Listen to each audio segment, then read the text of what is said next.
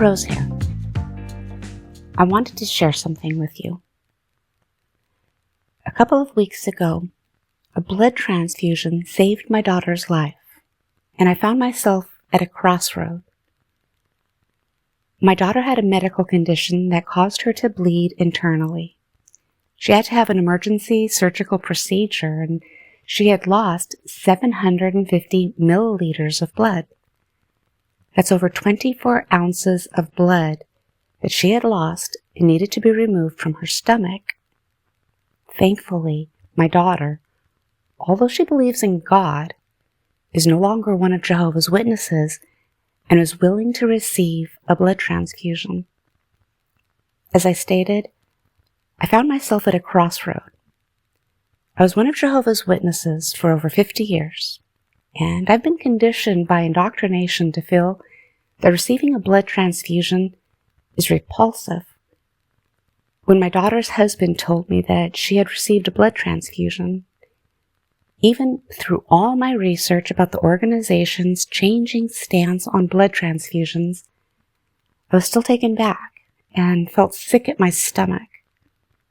That's what happens when you've been taught about something from birth. Deep feelings resurface. See, I was always taught that receiving a blood transfusion goes against God's law. I've done an entire video regarding the history of witnesses receiving blood transfusions, and honestly, I found it was just like beards. At one time, it was okay as one of Jehovah's Witnesses to receive a blood transfusion, just like at one time it was okay to wear beards. Just as one man, Joseph Rutherford, the second faithful slave of the Watchtower Bible and Tract Society, made it so that all witness males could not have a beard in the mid-1920s until 9 men said it was okay to have one on December 15th, 2023. One man, the third faithful slave of the Watchtower Bible and Tract Society, Nathan Knorr, made blood transfusions something all of Jehovah's Witnesses could not receive in 1944, something the first 2 faithful slaves of the Watchtower Bible and Tract Society had stated was okay. As I said, I've done a video, which I'll link in the description for you, regarding all my research regarding the history of blood transfusions within the Watchtower Bible and Tract Society. If you want to see the articles I found in the publications, please watch that video.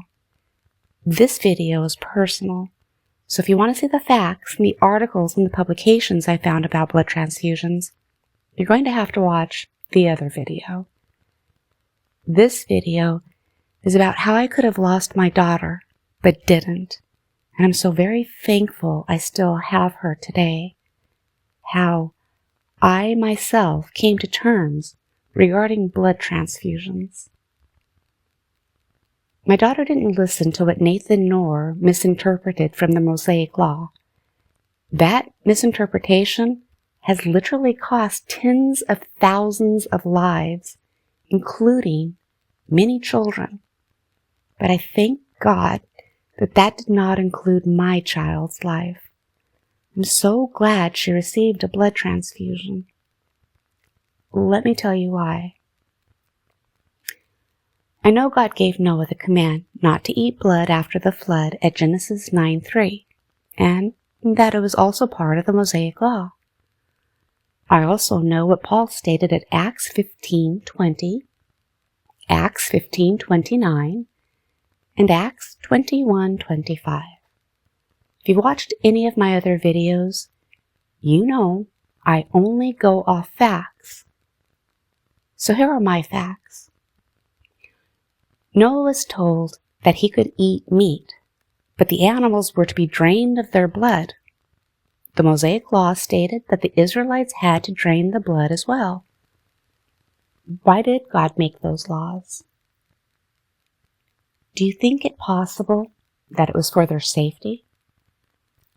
Under the law, certain foods like shellfish and pork were considered unclean for consumption.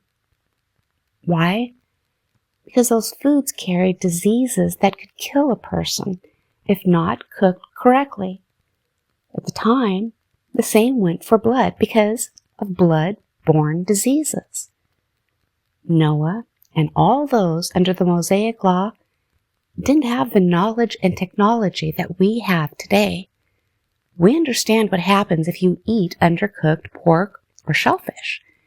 In fact, the United States Department of Agriculture has a warning on those types of foods stating that raw or undercooked meats, such as pork and shellfish, can increase your risk of food-borne illnesses that could possibly kill you.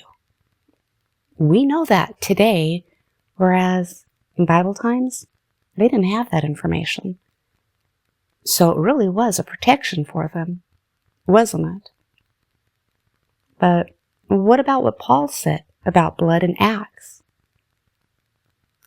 Let's look at other statements of Paul's. At 1 Corinthians 9:21 through 23, Paul said he became all things to all people so that he might save some. Looking at the context of the entire chapters, who was Paul speaking to when he made those statements in Acts about blood? He was talking to the Jews who had been under the Mosaic Law. The Mosaic Law was done away with when Jesus died. All of the laws. Again, all of the Mosaic laws. Jews were no longer under that law, but just like with me and blood transfusions, they had been taught since birth not to eat blood. Paul didn't make this statement to any Gentiles, just the Jews, because he knew how they felt about blood. Since Paul never said this to any Gentiles, do you think that he was prohibiting the eating of blood as a Christian doctrine? Or was he trying to win the Jews over? Why do I say this? Because at Romans 14:1 through 4, Paul said that one person's conscience may only allow them to eat certain things, whereas another person's conscience may allow them to eat anything. He said they were not to pass judgment on one another. In verse 14 of that same chapter, Paul said that nothing is unclean in itself, but it is unclean for anyone who thinks it's unclean. His point was, the Mosaic Law and all of its dietary prohibitions had been done away with when Jesus died. If someone wanted to eat something that at one time was against the Mosaic Law, let them. Don't judge them. What the governing body of the Watchtower Bible and Tract Society have been able to do is bring back part of the Mosaic Law for Jehovah's Witnesses regarding blood. Let me ask you, why did it take Jesus 25 years after 1919 to finally let his chosen channel to make taking a blood transfusion not acceptable? Prior to 1944, not only were blood transfusions acceptable, but actually giving blood to help someone else was commended. And a blood transfusion is not eating blood. Paul never said, you cannot eat blood, but it's okay to eat blood fractions. Yet blood fractions are okay for all witnesses.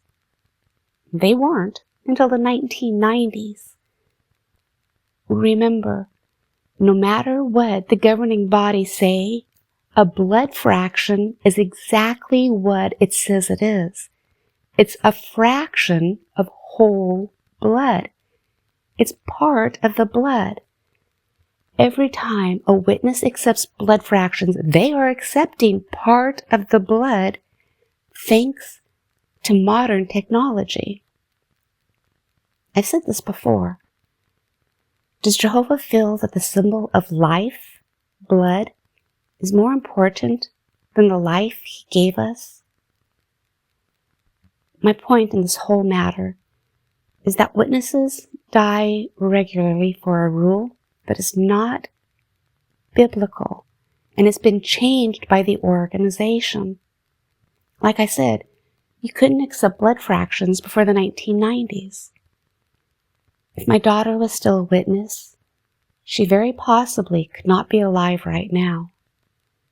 My husband's sister's not here today because she refused a blood transfusion.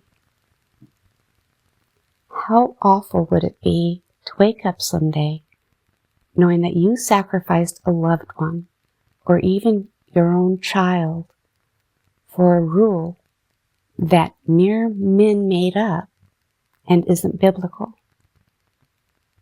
I still have my daughter today because she refused to listen to imperfect men who constantly make mistakes, change their rules, and aren't even inspired by the Holy Spirit by their own admission.